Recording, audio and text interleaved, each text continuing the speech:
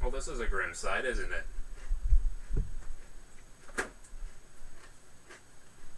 Anywho. Excuse me. Let's get started. Counsel, if you could drag yourself upright again, the court awaits your cross-examination.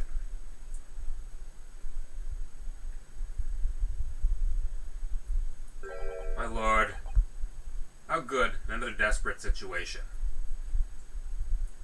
Hey, you're telling me. This is already video number 8.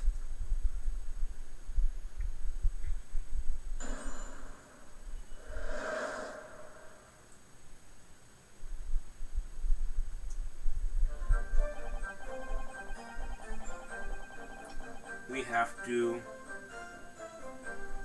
press statement 1. Hold it! How can you say that for certain? Very good question, sir.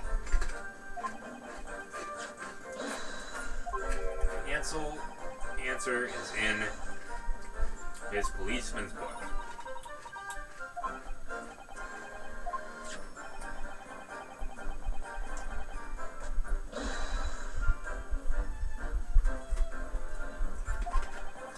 And that is why I can barely stand today beside my long-suffering wife and tell you Bobby's good for his word.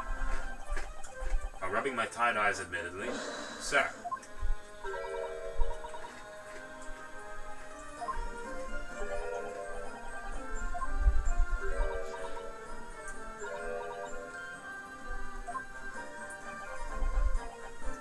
No, none of this is what I meant. I meant, how can you say for certain that the case has nothing to do with Mr. and Mrs. Garrett? Oh, you should have said so earlier, sir. I did say so earlier.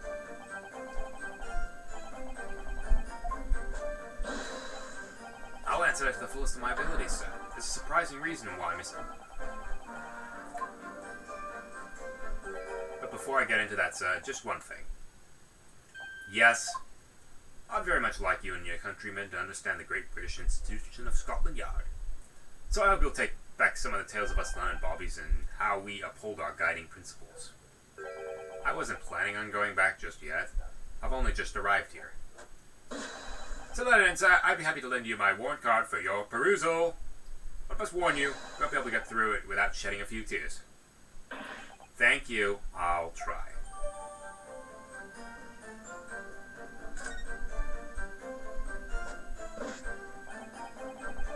Alrighty, now the certificate. Hold it!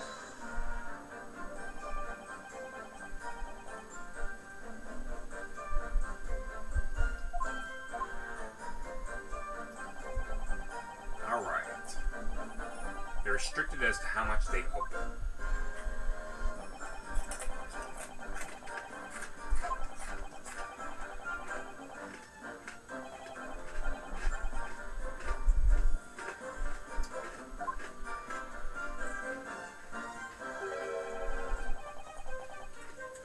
Yeah, they would have fallen over there. Directly opposite the scene of the crime on the other side of the rather wide road.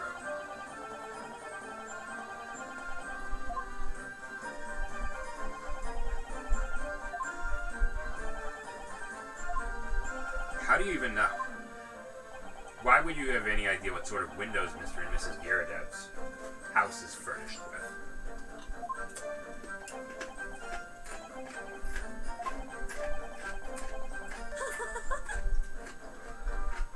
What do you know?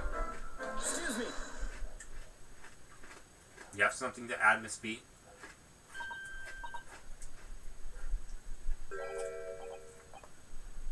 Delighted. I was just remembering, that's all. We really were so lucky. Lucky? What do you mean by that? Well, of course I feel terrible for the poor woman who was attacked. Don't misunderstand me, please.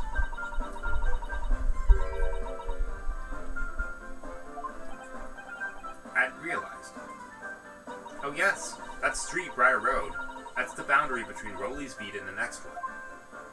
He's not right, my love. I'm getting a bad feeling about this. Constable Beat!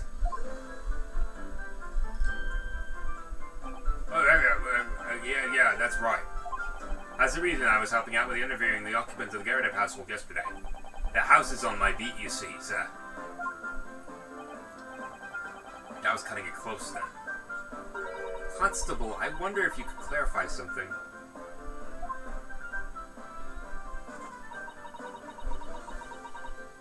If Gardeb household is on your beat, does that mean the pavement next to it is as well? Outside Mr. Gardeb's house? Yes, ma'am.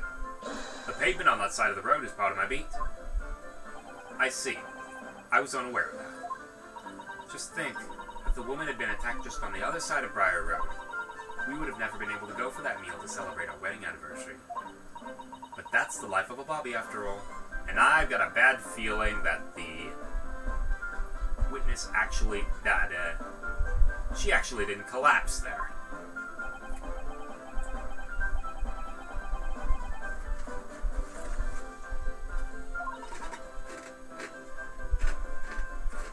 You know what I think? It was the good Lord's way of rewarding my Rowley for all his hard work. Don't you think so, my darling? That's arrogant.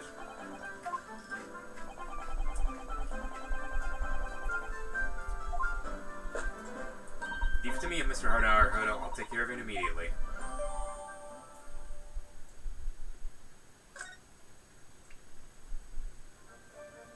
Alright, time to press the rest of it.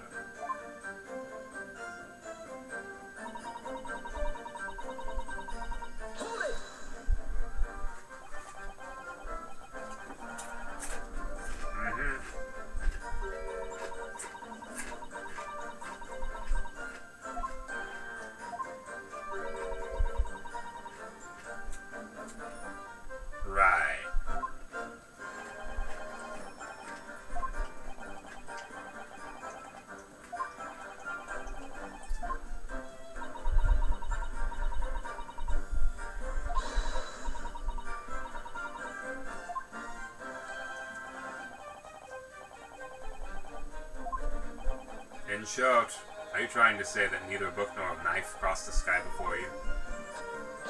Yes, sir. That is correct, sir. As sure as the night sky in London is starless, sir.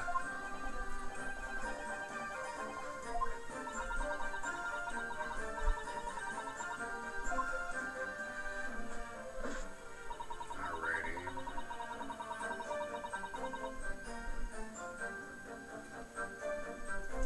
Almost done with that.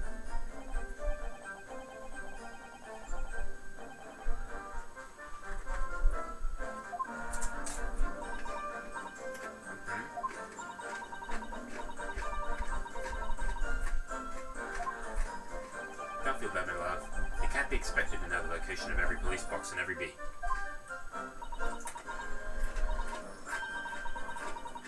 You got lost.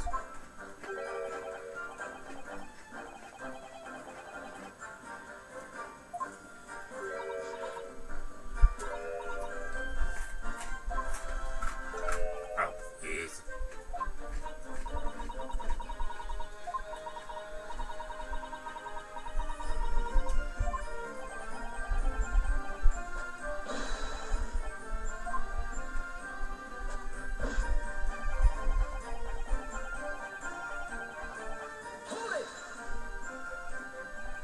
Nothing to report.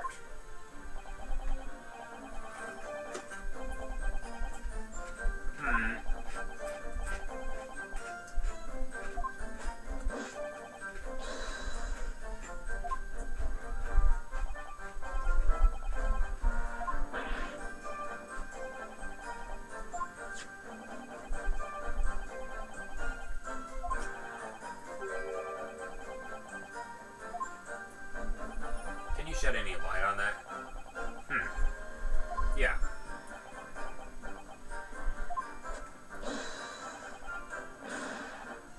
No.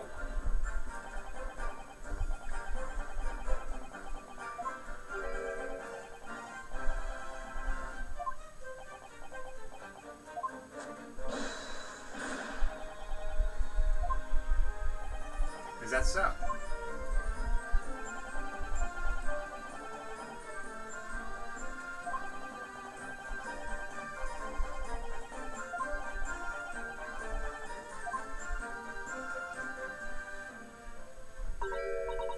ask you something? Please, Mr. Lawyer, sir? Yes, of course. You're doubting us, aren't you? I can tell.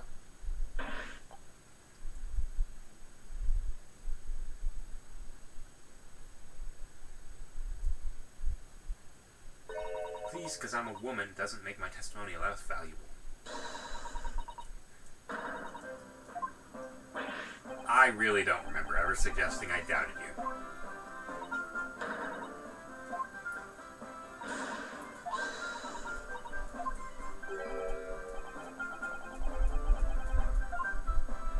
Sometimes the path of least resistance is the sage one. That was a very loud mutter. I heard that the Japanese man thinks a police wife's word counts for nothing. Duly noted, Miss Beat. I humbly ask you to continue. What could she possibly be about to say, I wonder?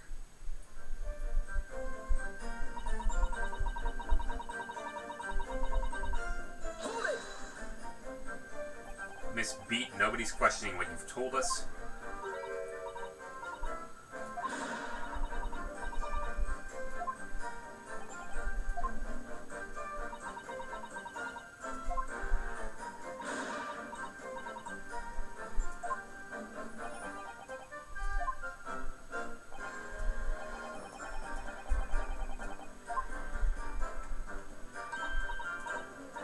Poor sense of direction, huh?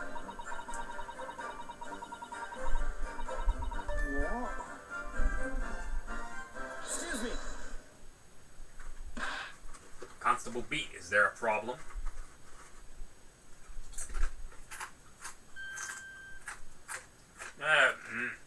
No, sir. No problem, sir. Did your wife's remark now just bring something to mind, perhaps? Oh, well, in a way, sir, yes, sir. I just remember that the same thing happened that evening as all. Miss Beat lost her way on the night of the incident. Well, you see, I sent her off to find a police box in the next beat over from mine. But she was gone a fair bit longer than I was expecting. That she'd back inside 10 minutes. My darling was gone a good 15.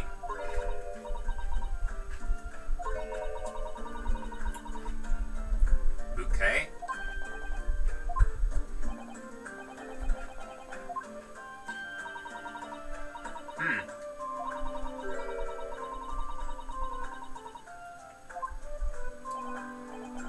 How romantic.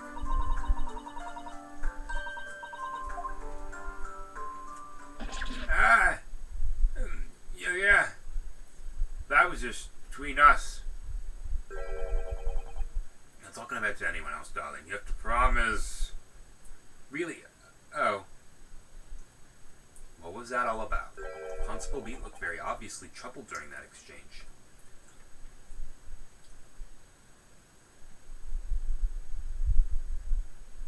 I'm quite sure of one thing. You have to ask Mr. Beat about the bouquet. The bouquet you just mentioned. I'd like to add details about it to your testimony, please. Oh, really? Yes, I'd love to.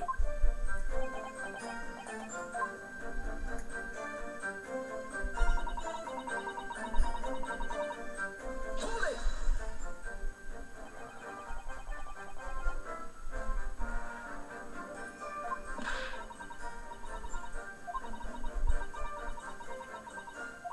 I was so shocked, I dropped the bouquet roll he gave me. I didn't notice it first. And then you went to the police box to report it to the policeman whose beat it was on.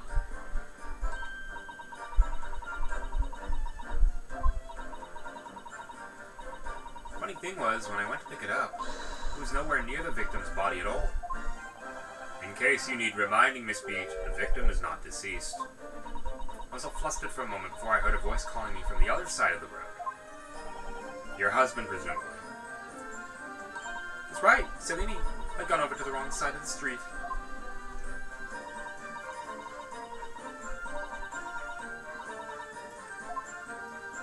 So the bouquet somehow moved from one side of Briar Road to the opposite. Curious indeed. Isn't it?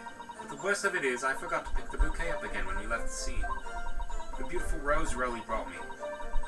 With that change from the gutter he spent so long connecting. By bouquet, do you perhaps mean this sorry solitary rose? Oh, yes, that's it. That's the bouquet Rowley bought for me for our anniversary of the old bits of change he found in the gutter. Maybe just call it a rose. Tell us, Lefenzies, where did you come by the flower? According to the report by the police officer in charge of the crime scene investigation, it was found on the edge of the pavement in front of the Garadeb household. I knew it! It wasn't noticed until the morning as it lay where the street lamps cast no light. It was believed to be of no relevance to the case since it was found on the opposite side of the thoroughfare.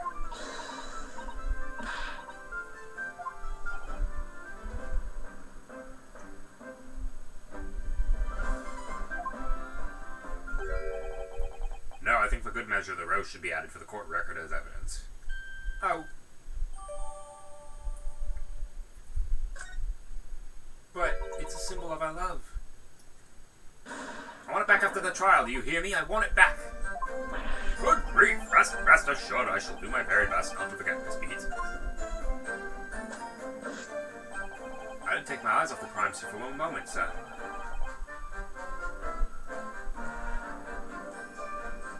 Alright.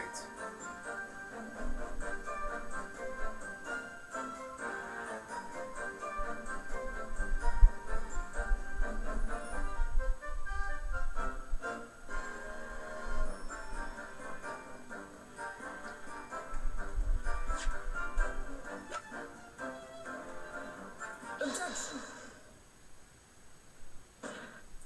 You claim, Constable Beat, there was nothing to report in the 15 or so minutes you were guarding the scene. That cannot be.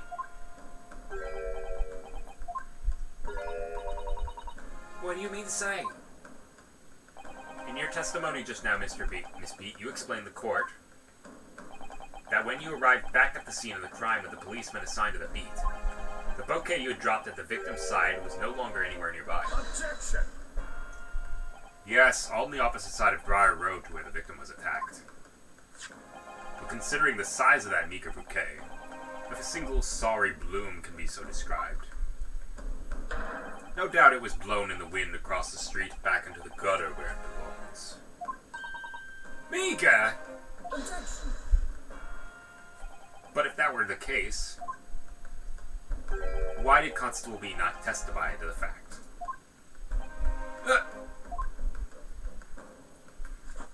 No one else approached the scene, and nothing was removed from it. Constable Beat swore to that on Scotland Yard's honor. But the gold K belonged to me. It has nothing to do with the case. That's why Rowley didn't mention it, I'm sure. No, because sadly, it's not only the bouquet we're talking about here. More than one thing in this case is mysteriously the wrong thing around. What are you talking about? Think about it.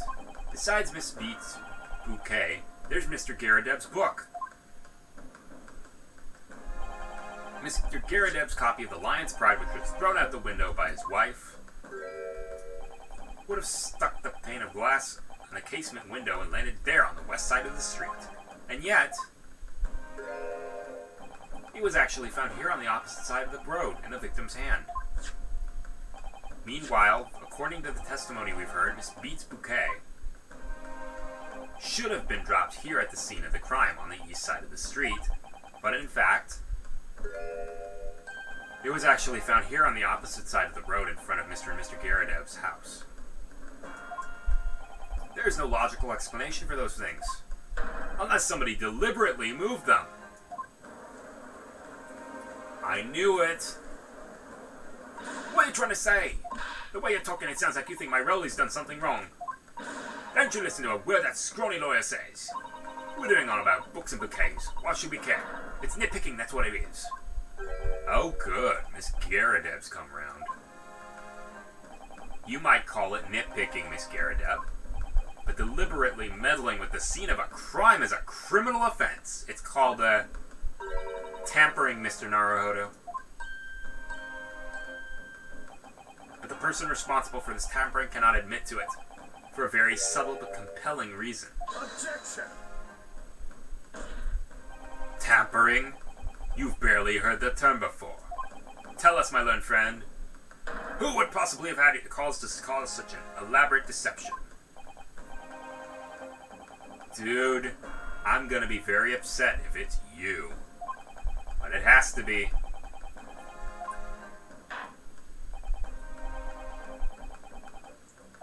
Who tampered with the scene of the crime? Come on, Beat.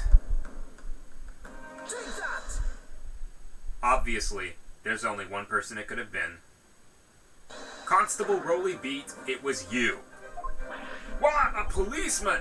A member of Scotland Yard? What nonsense! Why would my Roland do something like that?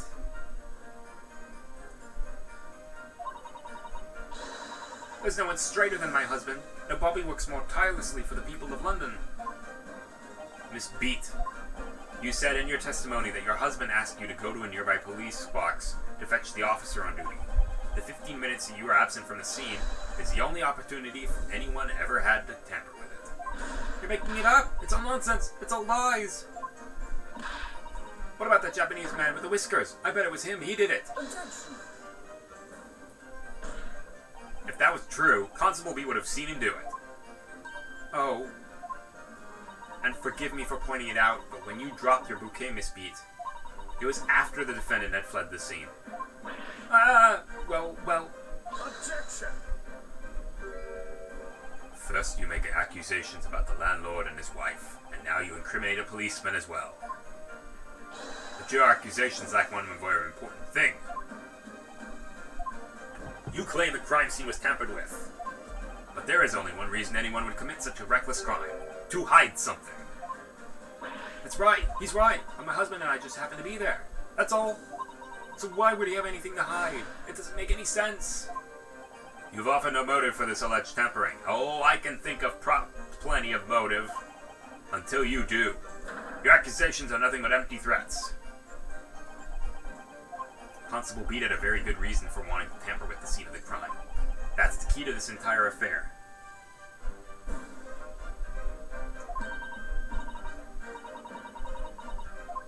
He wanted to disguise the place of the stabbing. If you're mistaken, I'm sure I need not point out that your reputation as a lawyer will be irrevocably damaged. With that stock warning in mind, you will now explain to the court the motive for this alleged tampering. Yes, my lord.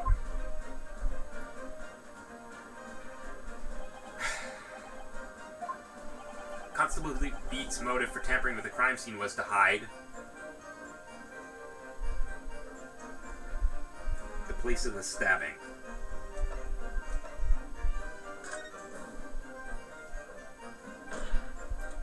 Where the victim fell to the ground. That is what this Bobby had to cover up at all costs. What? Where the victim fell? You mean where she was attacked? What are you talking about? We told you at the very start, didn't we? On the pavement of Briar Road. We saw it happen, remember? It was right here, as if anyone didn't obviously know. That's certainly what everyone has been led to believe. But in fact, that isn't where the victim was stabbed at all.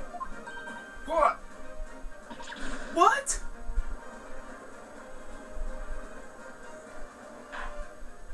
I'm beginning to wonder where this tumultuous trial will end, counsel. If that's your assertion, then the court is dying to know, my Nepalese friend. Where did it really happen?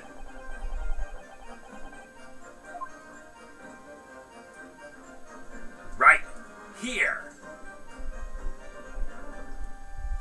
Take that! But that's on the opposite side of the road. I don't understand. On the evening in question, Mr. Garadeb's book fell directly down from the open window above, and your bouquet, Miss Beat, never moved at all. What did move was the scene of the crime itself. Good gracious! Objection! Perhaps you haven't been listening to the ample testimony the court has heard. But these witnesses both saw the moment the attack took place. That's right, I saw it with my own eyes. It was 5 o'clock in the evening and already dark. It was typical London fog on the ground. When you saw the incident unfold and ran to the victim's aid, that was actually on the west side of Briar Road. No, that's not true. It can't have been. Constable Beat then arranged for you to be absent for a while by sending you for help. And during the 15 minutes you were away, he transplanted the crime scene.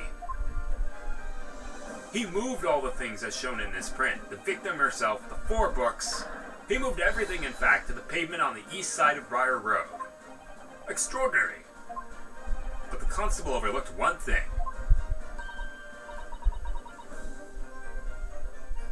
What did he overlook? The bouquet, I presume. Exactly. The prosecution told the court just a few minutes ago about the discovery of the rose bouquet. Lord Van Zeek said it wasn't noticed until the morning as it lay where the street lamps cast no light. Yes, it shouldn't be seen in the dark, so obviously. Which is why it was only the bouquet that was found in its original position, on the pavement on the west side of Briar Road. And that is the defense's theory about what really happened that evening. How do you respond? Constable Rolly Beat.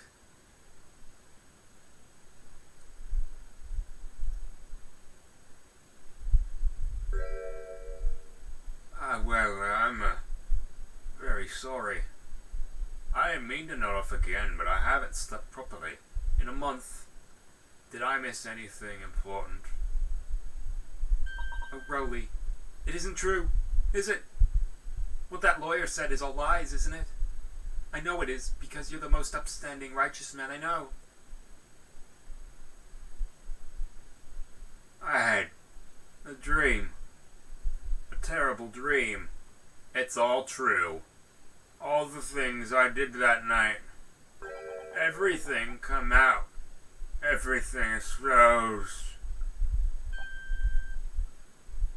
It was all for your wedding anniversary, wasn't it?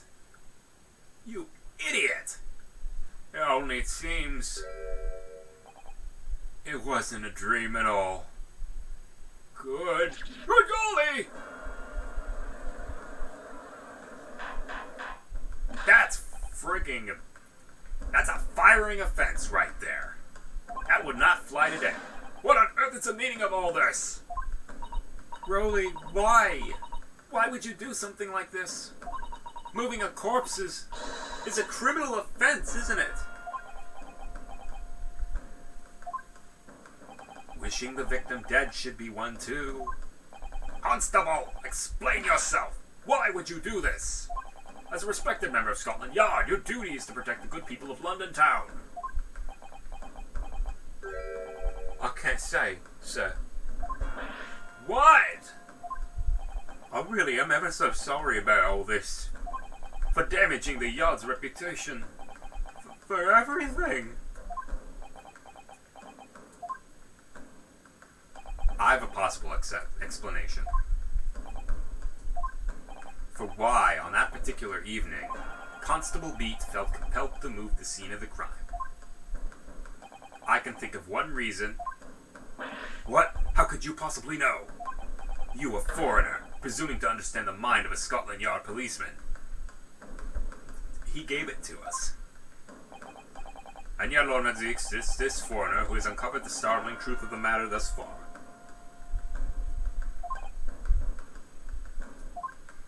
I believe it would be beneficial to the court to hear this extraordinary young lawyer's theory. Counsel for the defense, if you please. Yes, my lord. Now then, I think you'd better show us some evidence. At once, my lord. Nagelend, Japan, it makes no difference where you come from. Human emotions are the same. And I think I have a fairly good idea of the feelings behind this man's actions. What gives away the motive for Constable Beat's unthinkable actions?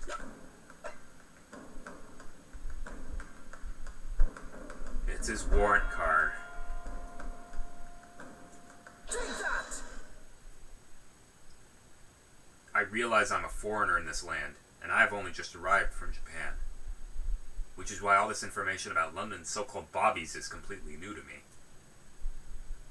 I've learned that, though honorable, patrolling the beat is the most demanding work in the world, for example. Keeping the peace, looking after the citizens on the beat in all kinds of ways. There's no doubt that the young Bobby is charged with a great deal to do each day, certainly. But for Constable Beat, the day in question was special. Special? How? On account of this bouquet, my lord. Oh yes, it was our first wedding anniversary. Constable Beat had worked so hard to be able to afford this simple gift for his wife, and was so looking forward to taking her out for a celebratory meal, when he and Miss Beat stumbled upon a crime along Briar Road. When he saw that shadowy figure through the fog collapse on the pavement ahead of him, what must have gone through the man's mind? But sir, just on that particular day I was looking forward to celebrating my wedding anniversary.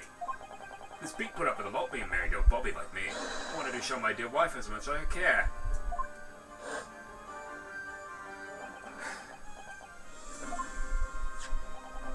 This is the warrant card that Constable Beat offered to lend me earlier. Inside, among the rules for patrolling policemen, it says, when a crime is discovered on his beat, a policeman must assist with initial investigations and help detectives. Aha! Constable Beat. Is that or is that not the reason why you moved the whole scene of the crime that day? Yes. Everything you said, it's all right. So that's it. It was all to do with the boundary of your beat. Oh! Exactly. To summarize, the incident actually occurred on Constable Beat's beat. Good gracious! Constable, do you realize the gravity of what you've done? It was the first time since I became a copper that I'd ever cursed God. Stay close to me, Pat. The criminal could be lurking somewhere.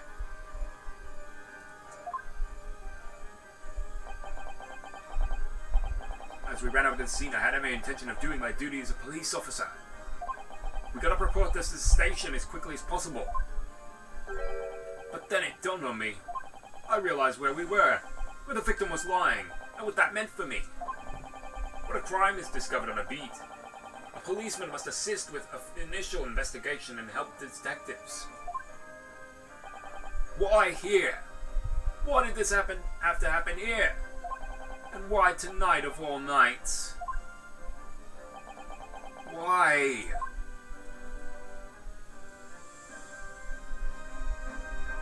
It's a copper's job to guard the scene of the crime, so I thought that she'd have to go to the nearest police box and fetch whoever was on duty there. It was then, when I opened my mouth to speak, it just came out. I couldn't believe the words that were coming out of my own mouth. This is the next beat of mine, Pat. You have to go to the police box that covers it. Turn right along Measham Street and then...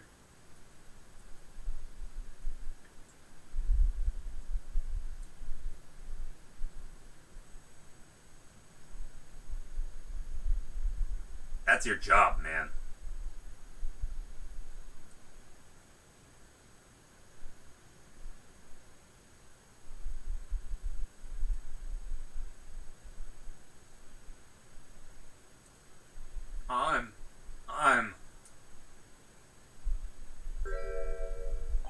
I'm sorry. I'm so sorry. Oh, Constable.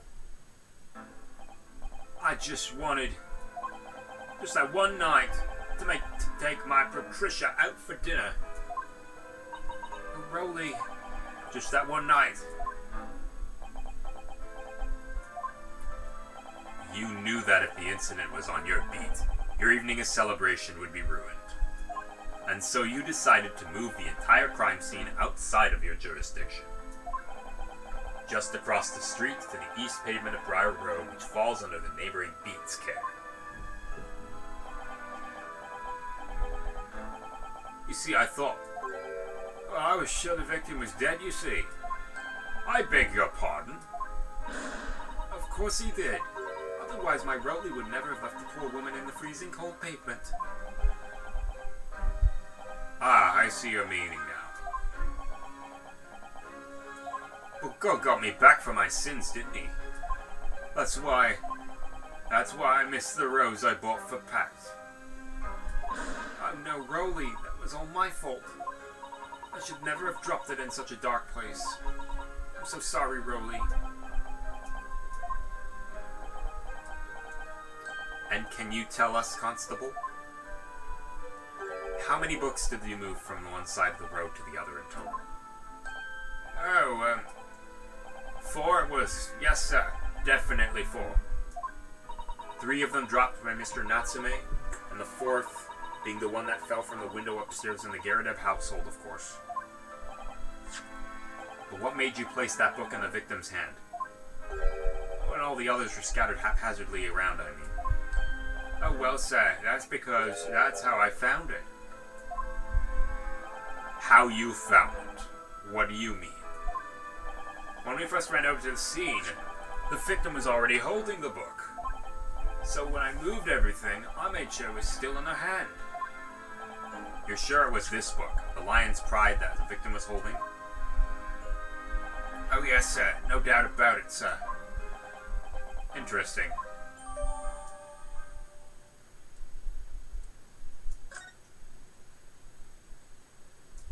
I thought it was an open and shut case at the time, you see. There were only 2 people at the scene, and Pat and me both saw it happen. However which way you looked at it, it had to be the fellow who ran off who done it. I thought. I couldn't see the harm, really. I didn't think moving it all over the road would make a jolt of difference. I suppose this is it for me now. I've had it. Yeah, you sure have. My lord. Yes, Lord Van Zieks? I believe that concludes the cross-examination of the witnesses. Constable, you may withdraw. Yes, sir. Mr. Prosecutor, sir. What will become of my Rowley? What will happen to him? He should be sacked. For now, you are free to go home. The police will contact you in due course. Please, don't punish my husband. This was all my fault. It's because I'm always moaning at him for coming home late. Leave it now, Pat. Let's go home. I'm tired. Alright then, my love. One last thing, Constable. Sir, let this be a lesson to you. In a criminal investigation, every detail matters, however insignificant it may seem to you. Yes, sir. Carve that lesson in your mind. And never again make the mistake of tampering with the scene of... You're gonna let him off? That is criminal. Never again, sir. You mean to say you should be sacked? Why he's not, I have no idea. Leave now. This trial is not yet over. Sir!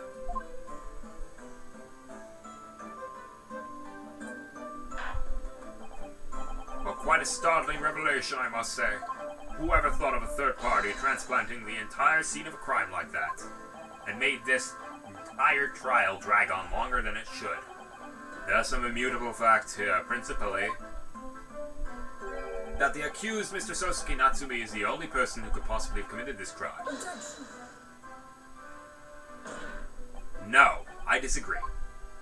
Now that we know the true scene of the incident, there is someone else. Another person who could be responsible for the knife in the victim's back. Forgive me for being presumptuous, but I believe the prosecution is probably well aware of this possibility already. Lord Van Zieks, is this true? Very well. Name the person if you will, and if further investigation is warranted, the prosecution has no objection to the trial continuing.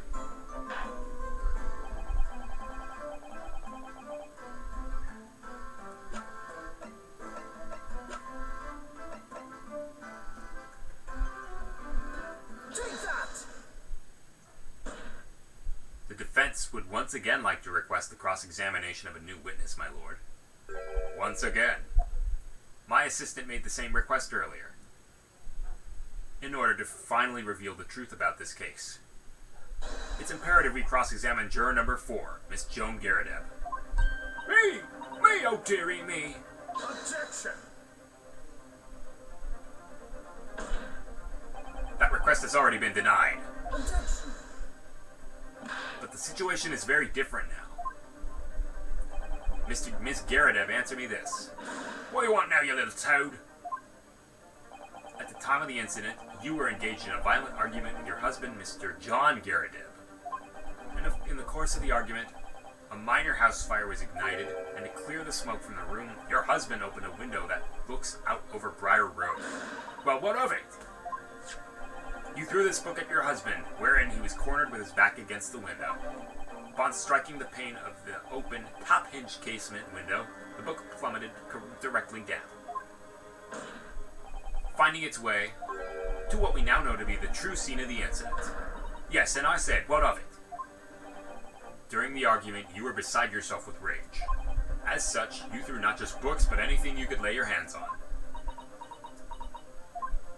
So, let me ask you one more time, Miss Garadeb. This knife, the one removed from the victim's back, have you really never laid eyes on it before?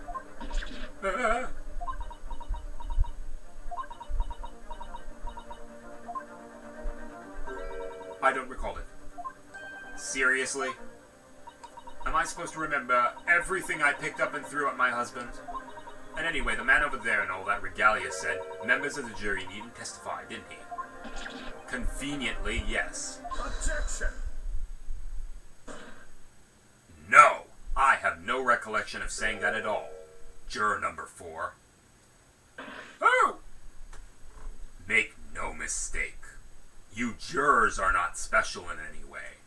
You are not immune to the judicial process. That's telling them. If you know something about this knife, madam, let the truth come out. But that's just a common garden knife. It could have come from anywhere. We have several like that at home.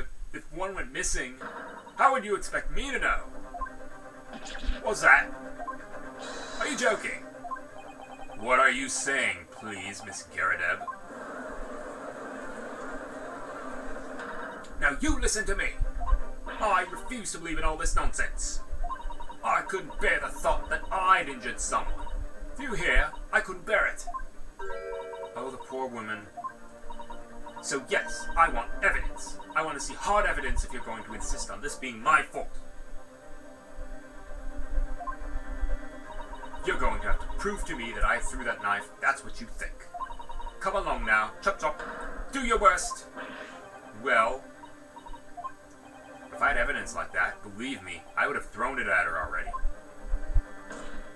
Then take the stand, juror. Oh! The prosecution does not object to the defense's request to cross-examine this woman. Thank you, Lord Van Zieks.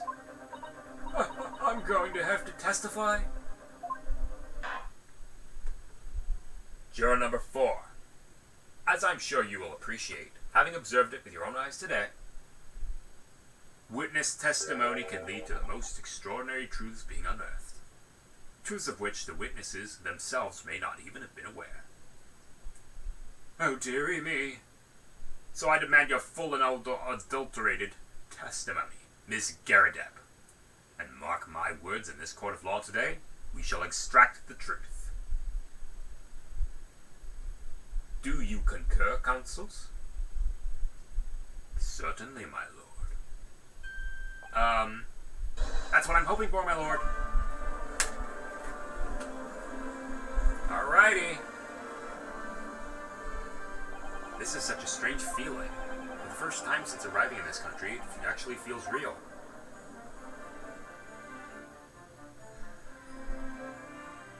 I'm here, in the Old Bailey, and I'm a lawyer.